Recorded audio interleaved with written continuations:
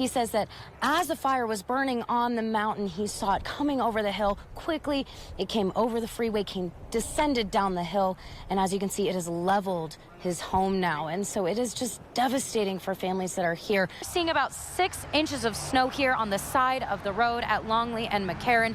And so on the road, the snow is starting to melt. But as Jeff was saying earlier, that's going to impact our morning commute with some ice on the roads as it's only getting colder tonight. As you can see behind me, there are families that are searching through the rubble right now for anything that is salvageable. I spoke to a few voters tonight about why they felt it was so important to come out and vote. How many inches of snow we're seeing right here.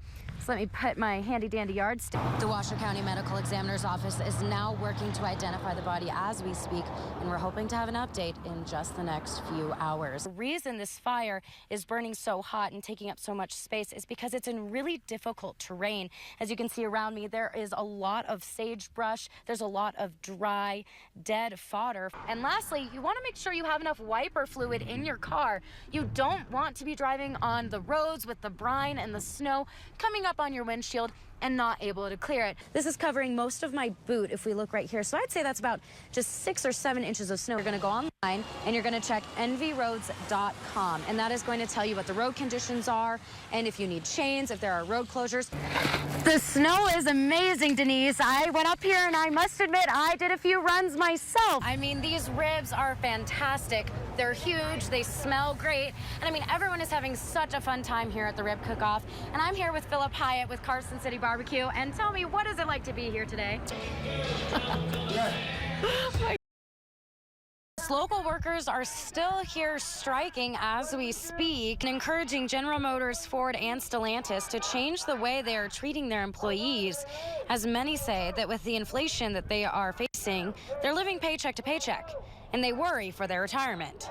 Power! Union power! Who's got the power? We got the power! What kind of power? Union. If we have to strike more, close more, then we'll do that. To get, better wages, job security, COLA, healthcare after retirement, look after our retirees, those are set a foundation for us to be, in this position that we are now.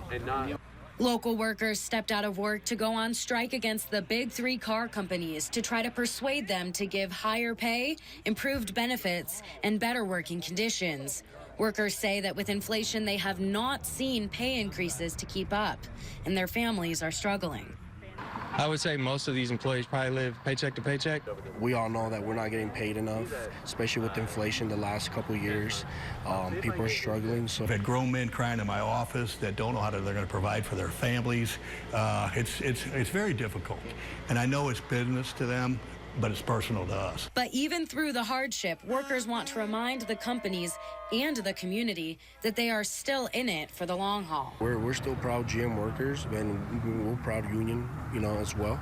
And, we just want to make sure that we get our fair share. We want to live comfortable. We want to have the American dream. And, just do what's right. That's all we ask. And nationally, it's not just United Auto Workers that are striking. I think it's all over the labor market. We're seeing stirrings of this kind. Doing it for the American worker is not just for us, it's for everyone that's out there that's a blue collar labor. We're doing it for everybody, and if anybody wants to come out here and support, we welcome everybody. At the end of the day, workers say that they rather be working than striking, but they are determined to receive the pay and benefits they need. I'd like to see us get back to work so those other suppliers get back to work and uplift this economy. From what we know, according to our partners at CNN and the Associated Press, Ford was avoiding some strikes today because they've agreed to terms that the strikers have been asking for this week. But Stellantis and GM both have boosted as well. GM said it boosted its offer to a 20% wage increase, which Ford has also offered, and Stellantis offered cumulative raises of nearly 21% in hourly wages. Instead, Emily Benito, KOLO 8 News Now. This isn't the first time that residents have had to evacuate. First, people had to flee from flames and smoke because of the Davis fire just 2 months ago. And earlier this week, one woman had to flee her home due to the fire from the Callahan fire, and she had to leave her precious companions at home. First, she saw smoke. It came over the back fence in seconds. We had to even leave without the horses. Then she saw fire. This one was the worst so far since I've been here 22 years. Evacuee Pat Kelly says the one thing that kept running through her mind, she had to save her horses. But the billowing smoke was too thick for her to see. Tried to get him in the trailer for like 20 minutes, but I basically couldn't see him. The smoke was so thick. And the firemen were having a heart attack saying, "Out, now." Kelly says first responders were able to get the horses to safety. But one of her horses was injured in the fire. And the other, who we see here, is still on high alert for danger. He's just really, really nervous today and stiff and lame from running around. So Kelly says that now the work begins to pick up the pieces. they have damage to their house. These people, the next door neighbors are out of town. There's nothing you can do. Now I'm all parked in the driveway, hooked up, faced out. Halters in the trailer, purse in the trailer. But that what she really wants to see is the city of Reno creating new evacuation plans for their area. The last fire, when it came over Galena High School area, it was total blackout flames, and we're stuck. They're going to keep building up here. Perhaps they should add a lane to Mount Rose, because the last time I left, I spent 45 minutes on that road getting to Virginia with 2 horses. So they need to address the evacuation if they're going to keep building up here. Truckee Meadows Fire and Rescue says that the Callahan fire burned 1 home, 2 barns, and a gazebo. We will update you as we learn more about the Callahan fire and any details relating to the incident. Reporting live at the Callahan fire burn area, Emily Benito, KOLO 8 News Now. Dahan, Growler, and Latte might seem like just another group of furry friends, but they have an important job. We're here to help those who have served our nation and community and are dealing with trauma. There's something about the outside of a horse which is magical for the inside of a human.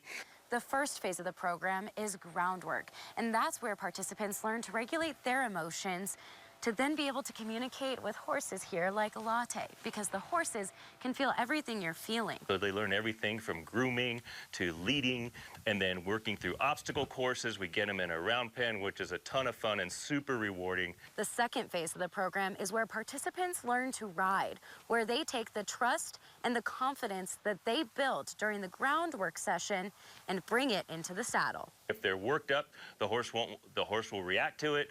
They'll give them a stink eye or something like that, and the individual has to bring themselves down. So it's all about regulating emotions if they want to stay and work and partner with the horse. Kay and Scott Hooper have experienced the healing power of working with horses themselves. Kay and I have a combined 49 years of active duty Army service, 7 combat tours between the 2 of us. So we understand trauma. When we moved to Reno in 2020, we got our first horse. And that is when the magic started. A lot of things that I had compartmentalized since the early 90s, actually, all the way to, back overseas, started to percolate. Walking with that horse and getting help changed my life. That's when Kay started to wonder how horses help to heal traumas, and she started her research, which is how Horsemanship for Heroes got its start. But over 85% of our graduates stay on as volunteers, and that it helps them. It helps the people they're helping, because we work in a small team. There's 1 horse, 1 hero, and a volunteer, and they stay together for that whole time. And having somebody that's been through it, that knows trauma, that gets it, it makes such a huge difference. There are a few open spots to participate in the program coming up in March. Those interested can contact Kay and Scott on their website, horsemanshipforheroes.org. In Reno, Emily Benito, KOLO 8 News Now.